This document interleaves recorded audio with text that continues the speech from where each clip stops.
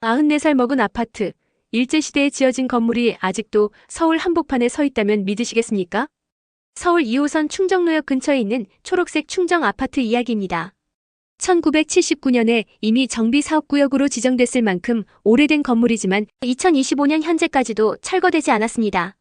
여러분도 이런 안 되는 재건축 사례 한 번쯤 들어보셨을 겁니다. 재건축은 결국 땅의 게임입니다. 건물은 어차피 철거되니까 중요하지 않고 구분 소유자들이 보유한 땅 지분이 핵심이죠.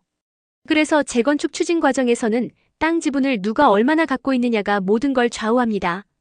그런데 충정 아파트는 이 단순한 원리가 꼬여버린 대표적 사례입니다. 그 배경에는 한 사기꾼의 행각이 있었습니다. 그는 아파트 구분 소유자들의 지분을 쪼개고 복잡한 권리관계를 만들어 놓음으로써 재건축 추진을 수십 년 동안 가로막아버린 겁니다. 결과적으로 주민들은 피해를 보고 아파트는 철거도, 재건축도 못한 채 시간에 갇힌 건물이 되어버린 거죠. 여러분, 재건축은 단순히 집을 부수고 새로 짓는 일이 아닙니다. 사실은 땅을 두고 버리는 게임이죠. 서울 곳곳에서 낡은 아파트들이 재건축을 기다리고 있습니다. 그런데 어떤 아파트는 순조롭게 진행되지만 어떤 곳은 수십 년째 멈춰 있죠. 대표적인 사례가 바로 충정 아파트입니다. 재건축의 기본 구조는 이렇습니다. 먼저 기존 아파트 소유자들이 가진 땅 지분을 담보로 대출을 일으킵니다. 그 돈으로 헌 아파트를 철거하고 새 아파트를 짓습니다. 새 아파트는 세대수가 늘어나는데 기존 소유자들이 우선적으로 입주권을 가져갑니다. 남는 세대는 새로운 이웃들에게 분양의 비용을 충당합니다.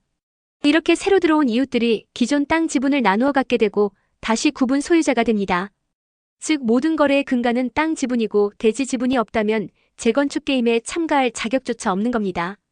충정 아파트는 국내 최초 아파트 중 하나로 꼽힙니다. 그런데 이곳은 권리관계가 너무 복잡합니다. 특히 5층의 대지 지분 문제 때문에 재건축이 멈춰버렸습니다. 일부 세대의 지분이 제대로 정리되지 않았거나 소유권 다툼이 끊이지 않았던 겁니다. 그래서 아무리 철거 얘기가 나와도 실제로는 재건축을 시작할 수가 없었던 거죠. 1930년대에 지어진 이 건물은 지금도 독특한 구조와 흔적을 간직하고 있습니다. 그런데 왜 아직도 철거되지 않고 남아있을까요?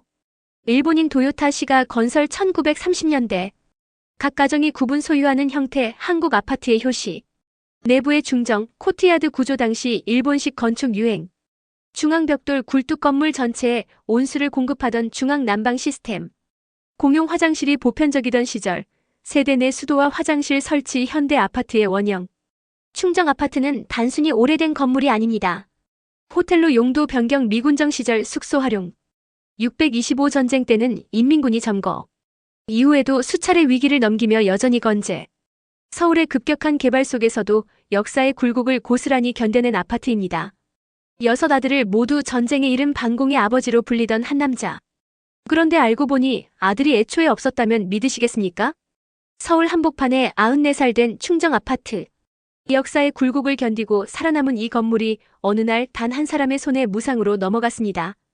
그 배경에는 눈물 없인 들을 수 없는 사연이 있었는데 사실은 충격적인 거짓이었습니다. 주인공 제주 출신 김병조. 625 전쟁 때 6 아들을 모두 잃었다는 이야기로 알려짐. 이 사연이 전국적인 관심을 받아 반공의 아버지라 불림. 이승만 정권 훈장 수여. 미군정 눈물을 닦으며 충정 아파트 개보수 지원. 박정희 정권 관리권을 통째로 위임 당시 약 5억 원, 지금 가치 약 20억 원. 이 건물을 증축하고 개조해 코리아 관광 호텔이라는 이름으로 개장했습니다. 그런데 얼마 지나지 않아 충격적인 진실이 드러납니다. 바로 그에게는 아들이 애초에 없었다는 것. 서울 도심의 94살 충정 아파트. 도로 확장 공사로 철거될 줄 알았던 이 건물이 왜 아직도 건재할까요? 그 이유는 충격적인 불법 증축 때문입니다. 군사독재 시절 나라님을 속여 건물을 차지했던 김병조는 결국 잡혀가고 아파트는 몰수됐습니다. 이후 일반 분양까지 됐지만 지금까지 재건축이 안 되는 이유가 있습니다. 대지 지분이 없는 불법 증축 세대 때문이죠. 이 문제는 수십 년간 재건축을 발목 잡아왔습니다. 김병조 몰락 후 건물은 세무서 압류 공매 거쳐 호텔 운영. 이후 서울신탁은행이 소유권 확보 유림 아파트로 일반 분양. 문제의 시작 김병조가 호텔로 개조하면서 5층 불법 증축. 불법 증축 세대는 대지 지분이 없음 재건축 법적 자격 상실.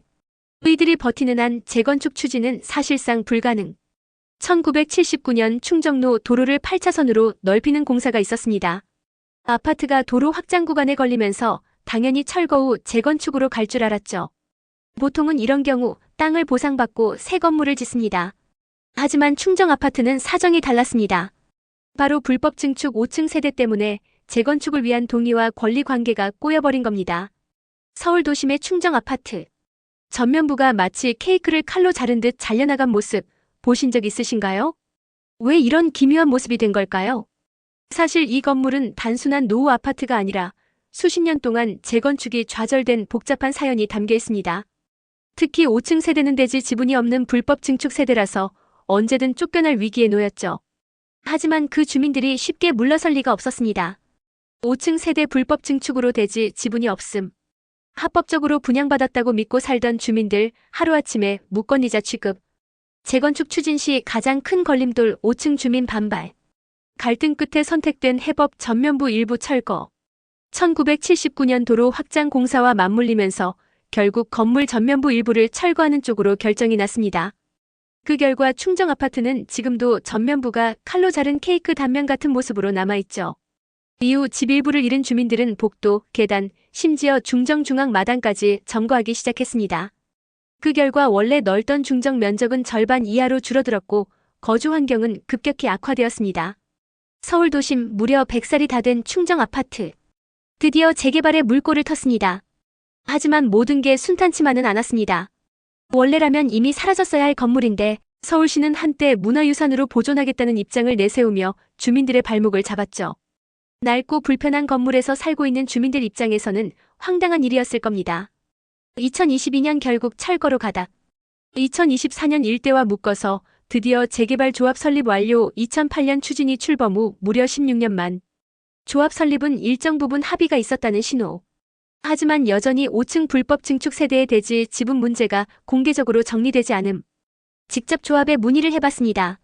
하지만 돌아온 대답은 미디어 노출을 원하지 않는다는 입장이었어요. 즉 아직 깔끔하게 정리되지 않은 갈등 요소가 남아있다는 뜻이겠죠. 특히 5층 세대 처리 문제는 여전히 불씨로 남아있을 가능성이 큽니다. 시공사 선정이 여러 차례 유찰되면서 사업이 지연될 조짐을 보이고 있습니다. 규모가 크지 않은 데다 건설 경기 침체까지 겹치니 대형 건설사들이 쉽게 나서지 않는 겁니다. 이런 상황에서 주민들의 불안감은 커질 수밖에 없습니다. 충정아파트는 2024년 안전진단 검사에서 즉시 철거 대상인 D등급이 등급을 받음. 서대문구에서도 더 이상 방치 불가 임대주택 임시 거처 지원 방침. 재건축은 더 이상 선택이 아니라 필수 과제. 실제로 서대문구는 행정지원을 통해 주민들이 당장 거주할 수 있는 대체 공간까지 마련하겠다고 밝혔습니다. 그만큼 충정아파트는 언제 붕괴해도 이상하지 않은 건물로 판정받은 겁니다. 충정아파트의 역사는 단순한 한 건물의 이야기가 아닙니다. 재건축과 부동산 투자에서 우리가 반드시 기억해야 할 교훈이 담겨 있습니다. 많은 분들이 왜 저 건물이 아직도 안 무너졌을까? 라는 의문을 갖습니다. 사실 그 안에는 재건축 타이밍, 땅 문제, 그리고 제도적 한계라는 세 가지 본질적인 교훈이 숨어 있습니다. 첫째, 재건축은 타이밍을 놓치면 40년을 허비한다. 1979년 합의에 실패한 충정아파트는 그 이후 재건축 버스를 놓치고 다시 재건축이 절실해지기까지 수십 년을 낡은 상태로 살아야 했습니다. 둘째, 정비사업은 땅이 전부다. 땅 문제가 얽힌 사업은 언제나 꼬입니다. 복개천 위의 소문 아파트, 시우지 위의 이촌동. 중산시범 종교시설이 얽힌 사례들 모두 땅 문제였습니다. 결국 부동산을 볼 때는 건물이 아니라 대지 지분을 봐야 한다는 교훈입니다. 셋째, 토지 임대부 아파트는 신중히 접근하라. 성공 사례라 불리는 이촌동 중산시범도 결국 땅 매입 비용이라는 부담을 떠안아야 했습니다. 토지 지분이 없는 아파트는 PF 대출도 어렵고 분담금도 더 커집니다. 재건축 게임에서 불리할 수밖에 없습니다. 충정아파트 5층 불법 증축 문제처럼 땅 지분이 없으면 재건축에서 아예 게임에 참여할 자격조차 없습니다. 이 점을 반드시 기억해야 합니다. 재건축은 건물이 아니라 땅 그리고 타이밍의 문제입니다. 오늘 충정아파트가 남긴 교훈은 우리 모두가 앞으로 부동산을 볼 때 꼭 참고해야 할 원칙입니다. 여러분은 어떻게 생각하시나요? 토지 임대부 아파트나 대지 지분 없는 재건축 혹시 경험해 보신 적 있으신가요? 댓글로 여러분의 생각과 경험을 나눠주시면 감사하겠습니다. 오늘 영상이 도움이 되셨다면 구독과 좋아요, 알림 설정 부탁드립니다.